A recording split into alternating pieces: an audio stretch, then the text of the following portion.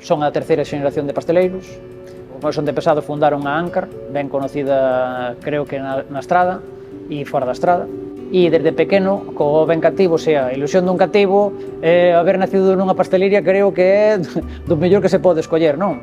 Entonces, pois, sempre estuve aquí criado no medio, sempre me gustou facer as miñas misturas, non? A veces as misturas, pois, eran de ingredientes que non casaban nada entre eles.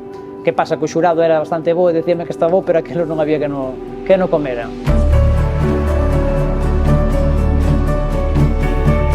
Despois de rematar aquí os meus estudios no García Barros, o primeiro destino e como primeiro toma de contacto no mundo da pastelería foi no Lamas da Abade en Santiago. Despois de rematar aí, pois o meu seguinte destino foi en Cataluña, e donde o mundo da pastelería para min, que o vin desde pequeno, desde ben cativo, donde puden optar a opción de oler, cheirar, probar e degustar doces, como a calquer neno lle encantaría, non? Cataluña todo se volcou, porque todo o que había visto hasta ahora era totalmente diferente. Non é un top estatal, é un top internacional. Ali están moitos dos mellores pasteleiros a nivel mundial.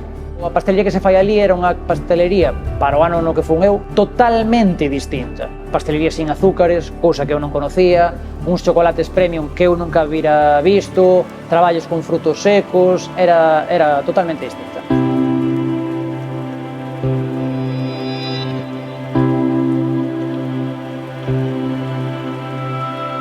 Os comezos foron difíciles porque os paladares da Estrada non estaban adecuados a este tipo de gustos, non? A industria fai que a veces nos guste algo con moito azúcar ou algo moi suave, porque a industria ten moito poder, non?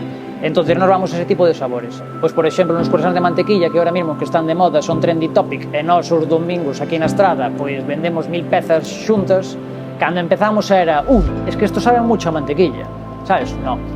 Non é así. Era un gusto dunha manteiga que é pura francesa. 2 clientes en toda Galicia conseguimos traer esta mantequilla que non se daba e nin se consumía ni ningunha pastelería de toda a autonomía, e podemos ter o logro de poder haber traído eso. Empezamos con poucos chocolates e subimos o noso abanico, os bombóns dos cales decoramos, pintamos e somos moi atractivos. Son axeados artesáns cos ingredientes de proximidade, como son as fresas de Berres, como é a mel de Martín Cañedo, como son os ovos de Volteiro. Sempre buscamos por un ingrediente de proximidade moi top para buscar un produto local ser un atractivo global. Por do xeado foron as grajeas, as nosas mimeliñas, un produto único en Galicia, a única pastelería na autonomía de Galicia que ten este tipo de maquinaria para facer este tipo de elaboracións. Penso que nos vinculamos tamén co pobo ao máximo que podemos dar. Intentamos facer dentro da humildade como unha especie de profesorado para os paladares dos nosos estradenses e dos veciños da contorna. Gracias a eso, e o boca a boca, e o noso pobo, podemos chegar e abrirnos a portas en moitos sitios.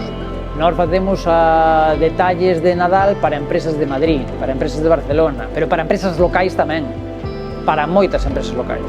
Estou máis querido e máis enamorado que a Estrada que nunca. E estou seguro de que o meu enamoramiento vai ir en aumento. Se non fora así, non faría o que acabo de facer aquí. O recoñecemento, cando salgo a pasear o can ca miña filla sempre me di: papá, é que te saludo todo o mundo.